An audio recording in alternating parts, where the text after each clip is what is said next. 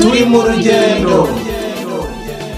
Babyeyi bana namwe rubyiruko, ibibazo bijya mwibaza ku mahame y'ukwemera n'inyigisho za Kiliziya Gatolika mukabona muvana ibisobanuro byabyo ubu ntibikiri kure yanyu. Nimutega amatwi ikiganiro turi mu rugendo Mutegurirwa n'ubunyamabanga bw'inama y'Episkopi Gatolika mu Rwanda kuri Radio Mariya Rwanda kuwa gatandatu kuva saa 11 kugera saa 11 n'igice zo ku mugoroba no kuri Radio Isango Star kuwa gatanu kuva saa 12 n'igice kugera saa 1 zo ku mugoroba. Mushonje muhishiwe rero. Nimugacikwe n'ikiganiro turi mu rugendo, igiseke gisesekaye ibisubizo by'ukwemera. Murakoze Padiri kuba muduhaye uyu mwanya kugira ngo mufashe abakurikira ikiganiro turi mu rugendo gusobanukirwa cyane cyane ku bijyanye na Bibiliya ntagatifu cyangwa se kubona ibisubizo kuri bimwe mu bibazo bibaza. Nk'uko rero bisanzwe abaganira bagomba kumenyana kugira ngo mubanze mwibwire abakurikiye ikiganiro turi mu rugendo. Murakoze. Jewe nitwa Padiri Claudien Mutuyimana, nkabandi Padiri mukuru wa Paruwasi Karoli Rwanga i Nyamirambo. Padiri Claudien Mutuyimana, Padiri mukuru wa Paruwasi Karoli Rwanga i Nyamirambo, reka twongere tubashimire ikaze mwaduhaye, ariko ngira ngo duhite tuninjira mu ngingo ngira ngo tuganireho uyu munsi. Tumaze iminsi tuganira kuri Bibiliya ntagatifu n'abapadiri batandukanye batubwiye wenda inkomoko ya Bibiliya n'ibindi bitandukanye. Uyu munsi kugira ngo tuganire ku mvo n'imvano y'ibitabo byitwa ibitabo bya Musa. Ni ibihe? Ese koko Musa ibi bitabo niwe wabyanditse nk'uko bimwitirirwa? Murakoze. Kuko hari ibitabo byitwa ibya Musa, ibitabo by'amategeko n'ibitabo bitanu bya mbere bibanza muri Bibiliya. Ni ukuvuga igitabo cy'intangiriro, igitabo cy'Imukamisiri, igitabo cy'Abalevi, igitabo cy'ibarura ndetse n'igitabo cy'ivugurura amategeko. Byose bigakomatanyirizwa hamwe bikitwa ibitabo by'amategeko, cyangwa se bikashyirwa mu bumwe igitabo cy'amategeko, ari byo bita Torah mu Giheburayi. Iyo turebye rero imirongo imwe n'imwe yo muri ibyo bitabo tubona yuko itugaragariza Musa nk'umuntu wanditse amategeko nyine ashobora kumvikana nk'amategeko amwe n'amwe yihariye, cyangwa se imbundo y'amategeko cyangwa se imbundo y'ibirimo ibyo bitabo byose bizwi nk'ibitabo by'amategeko. Ntanze nk'urugero nshobora kuvuga nko mu gitabo cy'Imukamisiri umutwe wa 24 umurongo wa 4 n'umurongo wa 7, cyangwa se igitabo cy'ivugurura amategeko umutwe wa 31 umurongo wa 9 ku murongo ndetse n'umurongo wa 24. Iyi mirongo itugaragariza Musa nk'umuntu wanditse amategeko. Reka ngerageze gusoma hamwe tubyumve. Dufashe nk'igitabo cy'Imukamisiri umutwe wa 24 umurongo wa 4 haragira hati Musa yandika amagambo y'Uhoraho yose, hanyuma azinduka mu gitondo cya kare yubaka urutambiro munsi y'umusozi, anahashinga amabuye 12 yibutsa imiryango 12 ya Isirayeli. Mu gihe ku murongo wa 7 ho hagira hati nuko yenda igitabo cy'isezerano agisomera imbaga. Hanyuma iyo usimbutse gatoya ukajya mu gitabo cy'ivugurura amategeko umutwe wa 31 ku murongo wa 9 haragira hati Musa yandika iri tegeko maze arishinga abahereza bitambo bene Levi bahekaga ubushyinguro bw'isezerano ry'Uhoraho. Naho umurongo wa nyuma ntanzeho urugero muri ibyo byo kuvuga ko yanditse amategeko n'uyu wa 24 wo mu gitabo cy'ivugurura amategeko haragira hati Musa amaze kwandika amagambo yose y'ayo mategeko mu gitabo aha aya mabwiriza Abalevi bashinzwe guheka ubushyinguro bw'isezerano ry'Uhoraho. Muri iyi mirongo rero tubonamo ko Musa yanditse amategeko cyangwa se amagambo yose y'amategeko. Gusa rero hari nanone n'indi mirongo igaragaza Musa nk'umuntu wanditse igitabo cy'amategeko, noneho bakavuga igitabo cy'amategeko. Kuvuga igitabo cy'amategeko bishobora kuba igitabo kimwe cyangwa se imbundo y'ibi bitabo bitanu byose, kuko mu myumvire y'Abayisiraheli ibi bitabo byose byitwa igitabo cy'amategeko.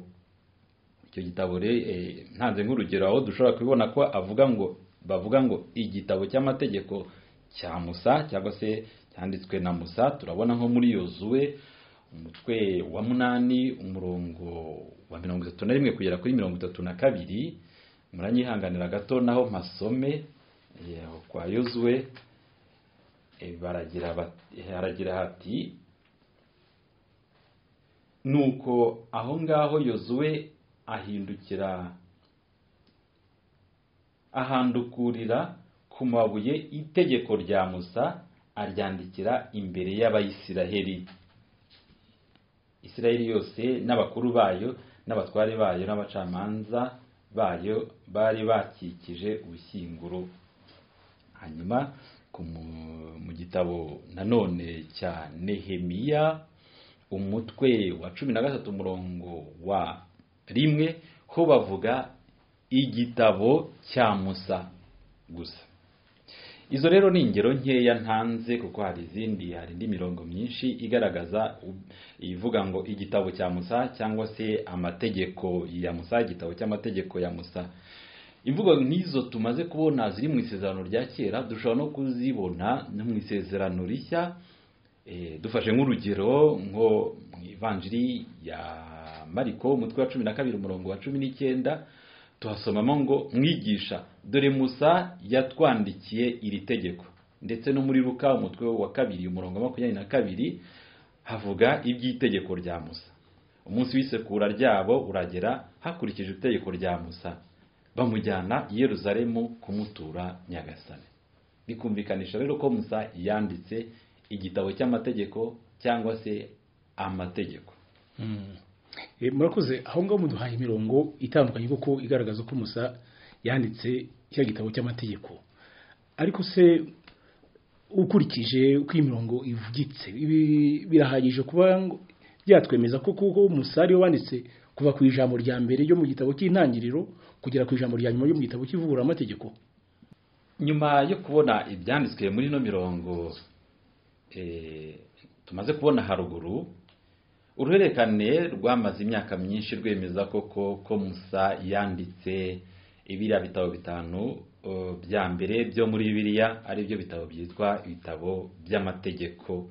Haba ari mu ruhererekane mu idini y'Abayahudi ndetse no mu idini y'Abakristo igihe ubukristo buziye.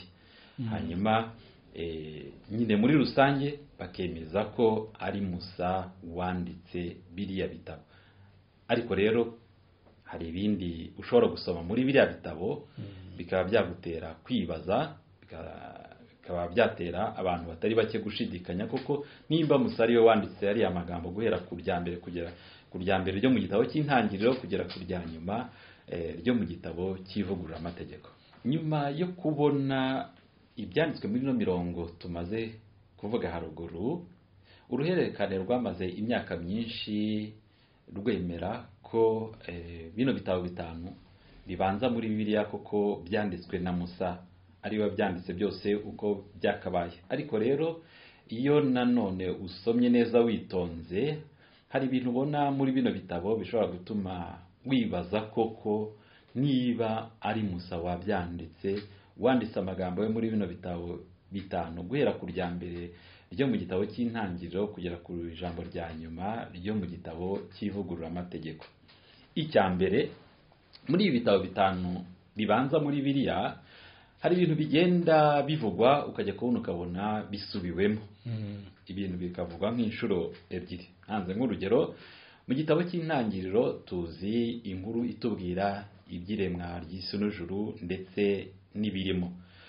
Izo nkuru ebyiri, ya mbere tuyisanga ku mutwe wa mbere umurongo wa mbere kugera ku mutwe wa kabiri umurongo wa 4a.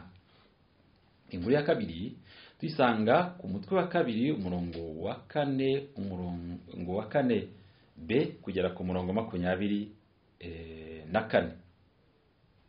Tukabona yuko ari inkuru ebyiri zombi zivuga ibyiremwa ry'ijuru n'isi.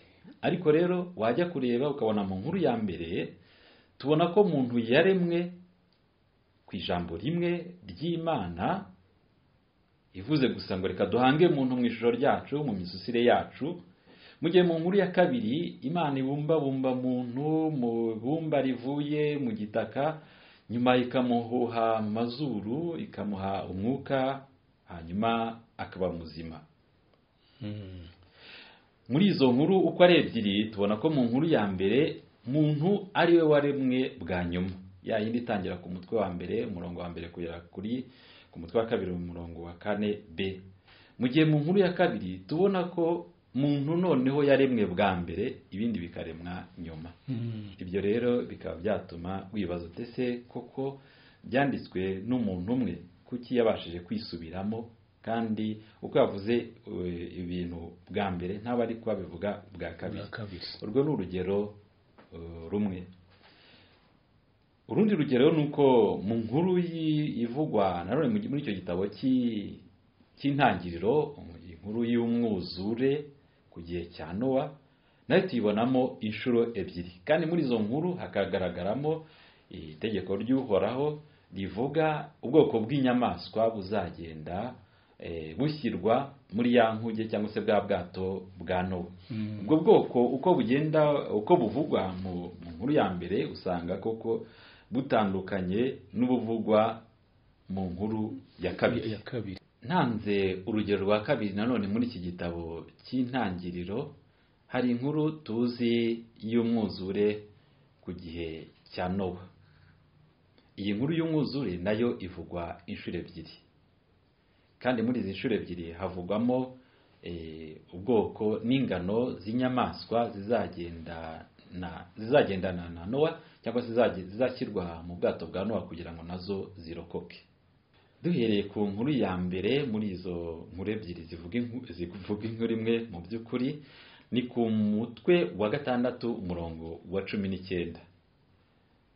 Haragira hati: mu binyabuzima mu binyamubiri byose uzinjize mu bwato bibiri ingabo n'ingore muri buri bwoko kugira ngo birokoke. Ibi kandi dushobora no kubisanga ku mutwe wa 7 umurongo wa 8 kugera ku murongo wa 9. Iyi nkuru ijya gusa naho itandukanye niyo dusanga ku mutwe wa 7 umurongo wa 2 kugera ku murongo wa 3 hagira hati: mu nyamaswa zose zitazira uzafate 7 za buri gitsina ingabo n'ingore, naho mu zizira uzafate 2 ingabo n'ingore, no mu nyoni zo mu kirere uzafate 7 za buri gitsina ingabo n'ingore, kugira ngo ubwoko bwazo bwoye kuzazimira, bwoye kuzacika ku isi. Ku bijyanye kandi n'uyu mwuzure, iyo usuzumye neza mu mirongo ivugaho usanga iyi mirongo igira amatandukaniro ku bijyanye n'igihe umwuzure wamaze. Iyo turebye ku murongo wa 7 ku mutwe wa 7 umurongo wa 12 tubona yuko umwuzure wamaze iminsi 40 n'amajoro 40. Ariko wareba ku mutwe wa 7 umurongo 24 ugasanga uyu mwuzure waramaze iminsi 150. Wasimbuka ukagera ku mutwe wa 8 umurongo wa 6 kugera kuri 14 wagenda ubara ukabona uyu mwuzure wamaze iminsi 54. Ibyo rero bikumvikanisha igisa n'itandukaniro. Muri icyo gitabo kandi cy'intangiriro tubonamo inkuru ebyiri zivuga bimwe ku bijyanye n'ihunga rya Hagara n'umuhungu we Hagara, wa mugore wa kabiri wa Aburahamu. iyo nkuru ubwa mbere tuyisanga ku mutwe wa 16 w'icyo gitabo cy'intangiriro, tukongera kuyibona ku mutwe wa 21 umurongo wa 8 kugera ku murongo wa 21. Muri iki gitabo cy'intangiriro umutwe wa 37 ku murongo wa 28 tubonamo ko abamadiyani b'abacuruzi bakuye Yosefu mu iriba bamugurisha ku bantu baba amasikeli 20 ku bantu baba Ismayelite, nuko Abayismayeli. Hanyuma wasimbuka ukagera kuri uyu mutwe wa 37 umurongo wa 36 ukabona ko abamadiyani ahubwo bajyanye Yosefu bubwabo bakajya kumugurisha kuri Potifari, umukone wa Farawo, akaba ari we nyine wamuguze. Kibazo tese bamugurishije ku Bayismayelite cyangwa se bamugurishije kuri Potifari. Mu gitabo cy'iyimuka Misiri dusangamo inkuru ebyiri zivuga iby'itorwa rya Musa, ndetse agahita ahabwa ubutumwa bwo kujya kubohora umuryango w'Imana mu Misiri. Inkuru ya mbere tuyisanga ku mutwe wa 3 umurongo wa 1 kugera ku murongo wa 15. Hanyuma inkuru ya kabiri tukayisanga ku mutwe wa 6. Hanyuma kandi iyo turebye muri bya bitabo 5 bya mbere bya Bibiliya byitwa ibitabo bya Musa, dusangamo ahantu habiri hatangarizwamo amategeko y'Imana, ya mategeko 10 tuzi. Ahambere ni mu gitabo cy'iyimuka Misiri umutwe wa 20 umurongo wa 1 kugera ku murongo wa 17. Aha kabiri ni mu gitabo cy'ivugurura amategeko umutwe wa 5 umurongo wa 6 kugera kuri 21. Tukivuga kuri iyi mirongo ituma twibaza niba Musa ari we wanditse ibi bitabo byose uko ari 5 bya mbere byo muri Bibiliya. Hari kandi n'ikibazo kijyanye n'igihe izina ry'Imana ryatangarijwe. Iyo turebye mu gitabo cy'iyimuka Misiri umutwe wa 3 umurongo wa 14 kugera kuri 15, tubona ko iryo zina ryatangajwe ubwo Musa yari ahawe ubutumwa bwo kujya kubohora umuryango wa Isirayeli mu Misiri, ni ukuvuga hagana mu kinyejana cya 13 mbere ya Yezu Kristo. Nyamara iyo urebye mu mirongo ibanza yo mu gitabo cy'intangiriro usanga iryo zina ryari rizwi ku buryo ndetse n'abantu nka Enoki uzwi mu bantu ba mbere yariyambazaga Imana akoresheje iryo zina uhoraho ryatangarijwe Musa. Ibyo ngibyo tuyibona mu gitabo cy'intangiriro umutwe wa 4 umurongo wa 1 umurongo wa 26 tubona ko izina ry'uhoraho ryatangarijwe Musa. Muri kiriya gitabo cy'iyimuka Misiri ryari rizwi. Padiri, ndumva muduhaye imirongo myinshi muri Bibiliya itandukanye, aho hari muri cya gitabo cyiswe igitabo cy'amategeko cya Musa harimo imirongo igenda ivuguruzanya, ndetse naho ngo mutubwiye aho izina ry'Imana ryatangarijwe nabyo bikaba byatera kwibaza. Basi se uretse ibyo ngibyo hari ibindi bintu dusanga mwabira bitabo byadufasha kwemera ko birimo byose byaba byanditswe n'umuntu umwe ari we Musa? Turetse ibyizi nyandiko zisa n'izisubiramo ibintu, zisubiramo inkuru, ndetse rimwe na rimwe zisubiramo ku buryo busa naho budasa butandukanye, hari ibindi bintu birebana n'amateka yihariye ya Musa bishobora gutuma umuntu yakwibaza koko niba Musa ari we wenyine wabyanditse cyangwa se niba ari Musa ubwe wabyanditse. Ibintu dusanga muri bino bitabo 5 bya mbere bya Bibiliya. Aha ngaha twatanga nk'ingero ebyiri tutagiye kuvuga ibintu byinshi. Nko mu gitabo cy'intangiriro umutwe wa 36 umurongo wa 21 haravuga hati, dore abami bimye ingoma muri Edomu, Isirayeli itaratangira kugira abami. Iyi mvugo nk'uko bigaragara yumvikanisha ko Isirayeli yari yaramaze kugera mu gihe cy'ubwami, kuko niho nibura byakumvikana cyangwa se byagira agaciro kuvuga nka gutyo ni ukuvuga nibura imyaka 200 nyuma y'urupfu rwa Musa, kuko nyine nibwo byagira agaciro kuvuga ngo dore urutonde rw'abami ba Edomu yagize mbere y'uko Isiraheli itangira kugira abami. Koko rero nk'uko tubizi umwami wa mbere abayisiraheli bagize ni Sawuli wimye ahagana mu mwaka w'130 mbere ya Yezu Kristo, mu gihe Musa ashobora kuba yarapfuye hagati y'umwaka w'250 ndetse n'230 mbere ya Yezu Kristo. Bikumvikanisha rero yuko uyu murongo byagorana kumva yuko ari Musa waba warawanditse, kandi uri mu gitabo cy'intangiriro nacyo kimwitirirwa. Urugero rwa kabiri mu gitabo kibarura umutwe wa 22 umurongo wa mbere haragira hati Abayisiraheli barahaguruka bajya gushinga amahema mu bibaya bya Mowabu hakurya y'uruzi rwa Yorodani ahateganye na Yeriko.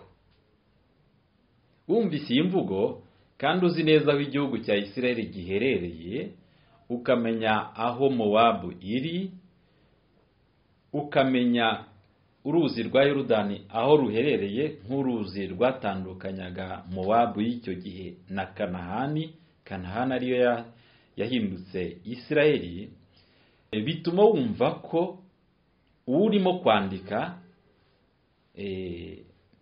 ari hakuno ya Mowabu, kuko Mowabu iri hakurya ugereranyije naho uruzi ruherereye. Bikaba rero byagorana kumvikanisha ukuntu ari Musa wabyanditse, kandi Musa atarigeze agera mu gihugu cyo hakuno, ni ukuvuga muri Kanahani. Birazwi neza ko Musa yapfuye apfiriye muri Mowabu, ni ukuvuga ko yaratarambuka Yorodani. Bivuze rero ko uyu murongo nawo byanze bikunze utaba waranditswe na Musa.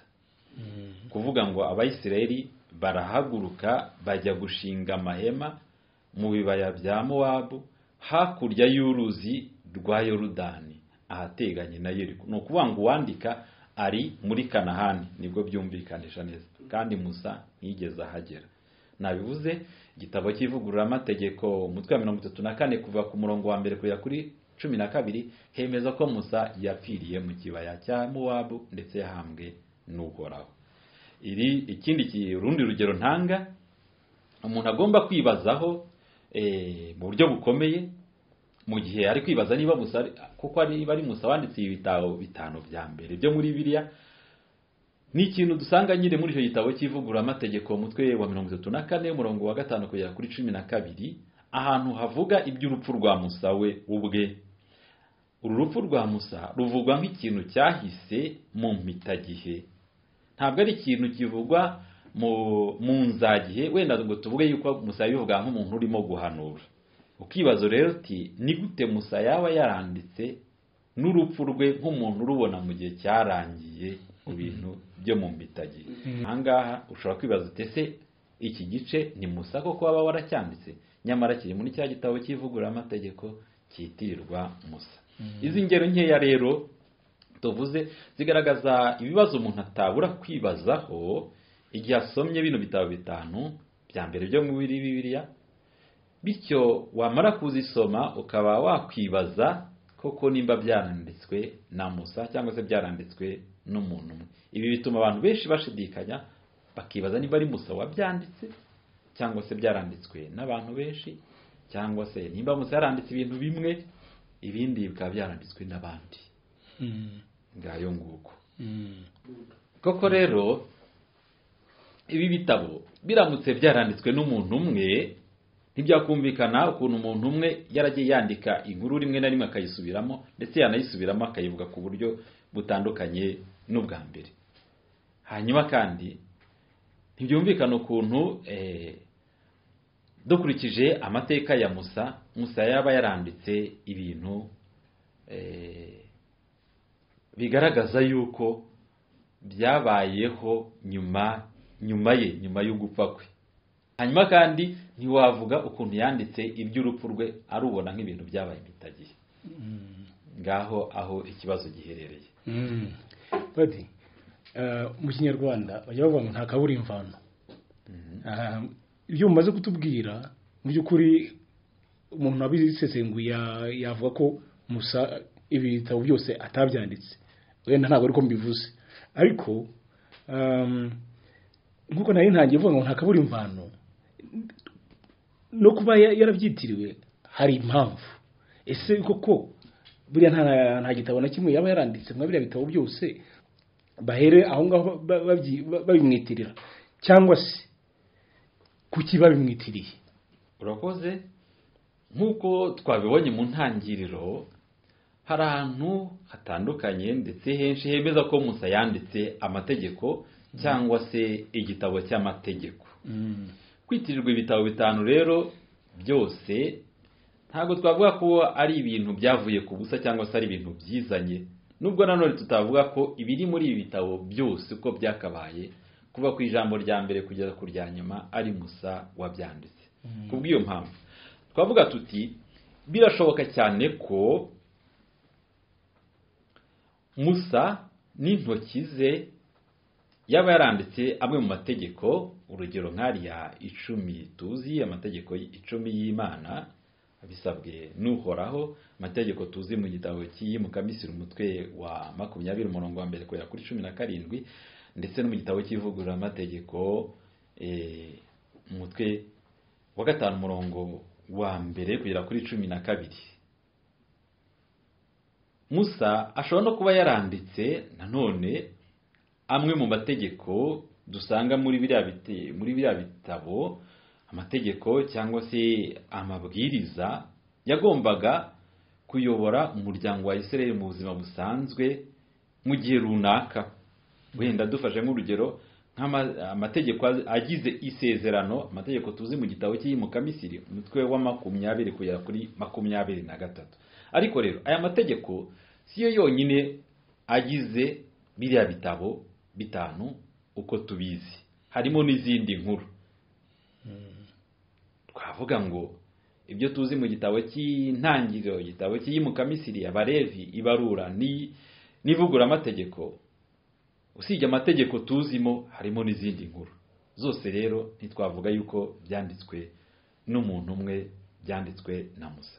Birashoboka cyane ko rero bahereye kuri ariya mategeko y'ibanze Musa yanditse, abayoboye umuryango w'Imana nyuma ya Musa nabo bagiye bongeraho andi, bakayandika ku buryo bunyuranye no ku bintu binyuranye, cyangwa se bakayatangaza mu buryo bw'imvugo akazagenda yumvikana mu ruhererekane mvugo. Ayo mategeko rero n'izo nkuru n'ibyo dusanga muri biriya bitabo bikaba muri rusange byari bibereyeho gusigasira no kunoza umubano w'Imana n'uwo muryango, ndetse umubano w'abantu hagati yabo muri uwo muryango, mu bagize uwo muryango, ndetse no gusigasira umubano w'uwo muryango wa Isirayeli n'ibindi bihugu cyangwa se n'amahanga muri rusange. Ibyo rero bikumvikanisha gushyiraho amategeko n'amabwiriza bigenda bigendana n'igihe kigezweho n'ibikenewe muri icyo gihe. Nyuma y'igihe runaka birashoboka yuko amategeko ashobora kuvugururwa ndetse n'amashya agahimbwa agashyirwaho kugira ngo abantu bagendane n'ibihe, ndetse ibyo bikaba bitatugora kubyumva. Dufashe nk'urugero rw'igitabo cy'amategeko y'u Rwanda, ndahamya yuko uko kimeze uku nguku atari ko cyari kimeze mu myaka 10 ishize, mu myaka 20 ishize, mu myaka 50 ishize, mu myaka 100 ishize. Icyo gitabo hari ukuntu cyatangiye kikagenda kirushaho gukura, nimba ariko nabyita, gishyirwamo amategeko mashya, amwe agakurwamo andi akongerwamo, ariko byose bikaguma mu gitabo kimwe cyitwa igitabo cy'amategeko y'u Rwanda. Birashoboka rero ko no kuri bino bitabo ariko byagenze, Musa agatangira akagira ibyo yandika, nyuma yo kwandika abandi bagakomerezaho, ariko byose bigashyirwa muri cya gitabo kigomba birumvikana kwitirirwa wibanze watangiye, ni ukuvuga Musa. aho murangirije mutanze urugero rw'igitabo cy'amategeko y'u Rwanda gishobora kugenda kivugururwa ariko mu by'ukuri cyanditswe aho numva mwashaka kuvuga ko cyanditswe n'abantu bamwe aribo abanyarwanda umfashe muri urwo rugero no mu bihe bitandukanye no mu bihe bitandukanye kubera impamvu zitandukanye niba uko bimeze kuri biriya bitabo bitanu byiswe ibitabo bya Musa kuki hari inkuru zigenda zisubiramo ndetse rimwe na rimwe zigasa n'izivuga ikintu kimwe ariko ku buryo bunyuranye kandi ibintu byaranditswe n'abantu bamwe. Birashoboka cyane ko muri ibitabo bitanu bya mbere byo muri biriya bitabo byitirirwa Musa ari amategeko ari amabwiriza cyangwa se izindi nkuru batahise babikusanyiriza ingunga imwe mu gihe kimwe mu kanya kamwe mu gitabo kimwe. Birashoboka yuko mbere na mbere ari amategeko amwe n'amwe inkuru zimwe na zimwe byabanje kunyura mu gihe kitari gitoya mu cyo twakwita uruhererekane mvugo, hanyuma abantu bakagenda babihererekanya ndetse mu gihe cyo gushyirwa mu nyandiko bimwe bikagenda ntibishyirirwe mu nyandiko n'umuntu umwe ako kanya, ahubwo bigashyirwa mu nyandiko ahantu hatandukanye n'abantu batandukanye bashaka gushyira mu nyandiko nyine ibyo bintu bifite agaciro bumvanye abasokuruza ibintu byanyuze mbere na mbere mu ruhererekane mvugo. Hanyuma rero kugihe kigeze bigashyirwa mu nyandiko. Ibi rero bivuze iki? Nimba ibintu byabanje kunyura mbere na mbere mu ruhererekane mvugo, icyo bivuze mbere na mbere nuko mu ruhererekane mvugo abantu babiri bashobora kumva inkuru imwe, we wayibabaza kugira ngo uyishyire mu nyandiko bakayikubwira mu buryo butandukanye, nyamara igitekerezo cy'ingenzi ari kimwe. Ibi bikaba byumvikanisha rero ko inzira igeza kuri ibi ku gushyira ibi bitabo bitanu bya mbere bya Musa hamwe mu nyandiko tuzi ubu ngubu ari inzira itoroshye, si inzira n'inzira ndetse ikomeye kurusha uko wabyiyumvisha ubu ngubu. Iyo nzira yumvikanisha mbere na mbere uruhererekane mvugo, hanyuma ibihe bitandukanye byo kwandika ibyumviswe mu ruhererekane mvugo, ndetse ibyo byumviswe byanditswe ntibyandikwe n'umuntu umwe, bikandikwa n'abantu batandukanye mu bihe bitandukanye. Noneho hakazaba umuntu umwe ukora inyandiko ya nyuma yo twakwita finale, edition finale, ariwe wanditse wakusanyije ibyo byose agakora kibiriya bitabo tuzi cyangwa se kiriya gitabo tuzi nk'igitabo cy'amategeko. Nguko muri make uko inzira yaba yaragenze.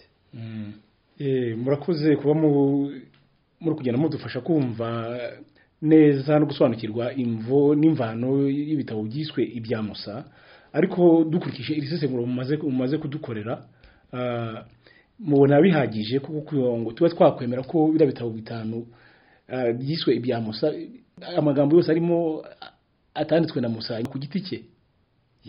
Urakoze.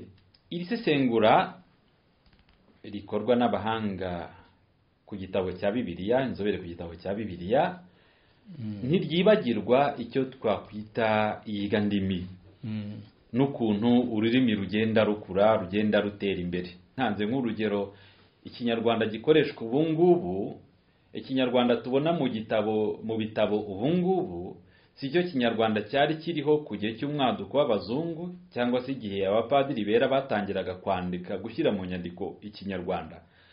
Urabona yuko ikinyarwanda cyagiye gikura kikanonosorwa kigakorerwa ikibonezamvugo, hanyuma nyine kigashyirwa hariya. Inyandiko zanditswe mu gihumbi na magana cyenda zitandukanye cyane n'inyandiko turimo kubona ubu ngubu. Ibyo rero nyine tubisanga mu cyo twakwita iyigandimi, gusesengura ururimi, kureba imikurire yarwo. Muri urwo rwego, inzobere ku rurimi rw'igihebureyi aricyo cyanditswemo ibi bitabo bitanu bya mbere byo muri Bibiliya, zemeza ko urwo rurimi igihebureyi uko ruzwi n'uko rwanditse muri biriya bitabo nibura kuva duhereye ku byavumbuwe ahitwa Qumran hafi y'inyanja y'umunyu, inyanja ipfuye agana mu 1945 nibura izo nyandiko zikaba zari zarapfuritswe aho ngaho, ariko zigaragaza igihebure cyo mu kinyejana cya kabiri imbere ya Yezu Kristo, ikinyejana cya mbere imbere ya Yezu Kristo. Izo nzobere iyo zikomeje gusesengura ururimi rw'igihebureyi zihamya ko zinagaragaza ko igihebureyi tuzi tubona ibitabo byanditswemo kitari kiriho mbere y'ikinyejana cya 10 mbere ya Yezu Kristo. Ikinyejana cya 10 bivuze nyine muri ya myaka ya za 900 mbere ya Yezu Kristo, 900 na mbere ya Yezu Kristo. Kandi twaba tuzi ko Musa yapfuye nyine agana mu 1250 hagati y'1250 n'1230 mbere ya Yezu Kristo. Naho bigaragara ko hari ibintu yanditse nta wahamya ko yabyanditse mu gihebureyi kimeze nk'iki ngiki tuzi ubu ngubu tubona muri Bibiliya aka kanya. Bivuze ngo rero nta washidikanya cyangwa se uvuze ko atari wanditse aya magambo yose uko yakabaye, ntabwo yaba ari kure cyane y'ukuri, ntabwo yaba yibeshye muri rusange. Iri sesengura rero rikomatanyije nibyo rituma inzobere ku gitabo cya Bibiliya zemeza ko biriya bitabo bitanu bya mbere tuzi muri Bibiliya bitanditswe mbere y'ikinyejana cya 6 mu gihebureyi tubona uku nguku bigomba kuba bitaranditswe mbere y'ikinyejana cya 6 mbere ya Yezu Kristo. Ni ukuvuga igihe Abayisiraheli bari bavuye mu bunyago i Babuloni, bari bagarutse bavuye aho bari barajyanywe bunyago i Babuloni. Hanyuma bakemeza ko uruhare runini mu kubyandika, mu kubinononsora, mu gushyira hamwe inyandiko wenda zitatanye cyangwa se ibyavuye muri rwa ruherekana mvugo, uruhare runini rwagizwe n'umusaserdoti Ezra cyangwa se Esdras. Kuko rero muri icyo gihe mu mpera z'ikinyejana cya 6 mbere ya Yezu Kristo, ubwo igitabo cy'ivugurura amategeko cyari kirangije kwandikwa burundu, Musa n'ubundi yafatwaga nk'umuntu w'ingenzi, umuntu washinze idini n'ukwemera kw'Abayahudi kw'Abayisiraheli. Ibyo bikaba rero byari ikintu cy'ingenzi ku Bayahudi, basaga nk'abari barataye akaranga kabo cyangwa se ibyo twita identité mu Gifaransa, identity mu Cyongereza. Ibyo ako karanga kakaba kari karatakaye igihe bari barajyanywe bunyago i Babuloni. Niyo mpamvu rero kuba babimwitirira bakagaruka ku ruhare rwe cyane mu kuba ari we wabyanditse ni ikintu gifite icyo kivuze cyane, naho yaba ataranditse ziriya nyandiko zose n'ibirimo byose. Musa rero ntabwo ari igitangaza kuba yakwitirirwa ziriya nyandiko biriya bitabo uko ari bitanu, ndetse nta nubwo ari no kwibeshya cyane. Ntabwo twavuga ko ari wabyanditse byose birimo uko byakabaye, ariko kandi ntitwakana ko hari ibice bitari bike, bitari bito, ibice bikomeye bifite agaciro gakomeye cyane yaba yaranditse, bikaba ari byo byahereweho handikwa ibindi, bikaba ari nabyo byahereweho bino bitabo byose bimwitirirwa. Nta gitangaza kirimo kandi mu bagiye bashinga amadini mu gihe gitandukanye, ntabwo mvuga ingirwamadini, ndavuga amadini akomeye azwi, abo ngabo nibo bagiye banitirirwa ibyanditse byose muri ibyo bitabo. Ndetse nimba twanavuga ko ubukristo nyine nako niko bimeze, bukomoka kuri Yezu Kristo, ubukristo bukomoka kuri Yezu Kristo. Iyo tugiye kuvuga ivanjiri turavuga ngo inkuru nziza ya Yezu Kristo, kandi ntabwo twavuga yuko Yezu yafashe ikaramu ngo yandike ivanjiri. Mu yandi magambo rero ntabwo twaba twibeshye tuvuze ko biriya bitabo bitanu ari ibya Musa. Padiri murakoze, ndabona tugeze ku musozo w'ikiganiro twagomba kugirana kumvo n'imvano y'ibitabo dusanga muri Bibiliya ntagatifu, ibitabo bitanu bya mbere yiswe ibitabo bya Musa. Nk'umukunzi wakurikiranaga muri iki kiganiro utatangiranye natwe, tumubwire iki kuri ibi bitabo bitanu byiswe ibitabo bya Musa?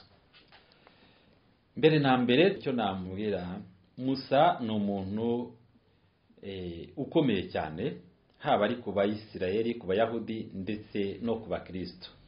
Ni umuntu Imana yifashishije kugira ngo ajye kubohora umuryango wayo wari uri mu Misiri, akora iby'ibanze kugira ngo uwo muryango ugire akaranga kawo nubwo atageranye nawo mu gihugu cya Kanahani. Birumvikana rero mu kurema uwo muryango, mu kugira icyuri, mu gukora icyo twakwita ubuyahudi, Musa afite uruhare ntagereranywa. Amategeko rero agenga abo bayahudi nta kuntu atamwitirirwa.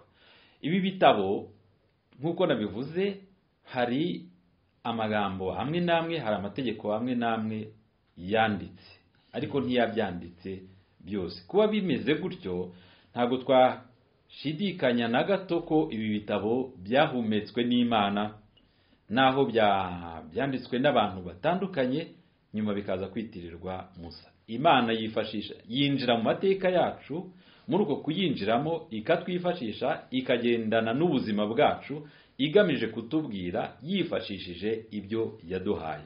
Niyo mpamvu rero ibyo bitabo byitwa ibya Musa, naho byanditswe n'abantu batandukanye no mu bihe bitandukanye, ariko kandi bikagumana isura y'uko ari Imana yabishatse. Imana ikaba yarashaka kubwira umuryango wayo inyuze ku buzima bwawo ndetse inyuze no ku bantu bari bawugize. Hanyuma rero ibivuyemo natwe bikatugirira akamaro kugeza igihe isi izashirira. Murakoze cyane Padre. Murakoze namwe. Ariko papa, kamara numva Padre avuga ngo natwe abana dufite uruhare muri kiliziya, bishoboka bite? Bavuganira amafaranga tugira tukiri abana, ubwo byashoboka bite? ariko muri mwe waje tuba umugore. Aka kanya ribagiwe rero.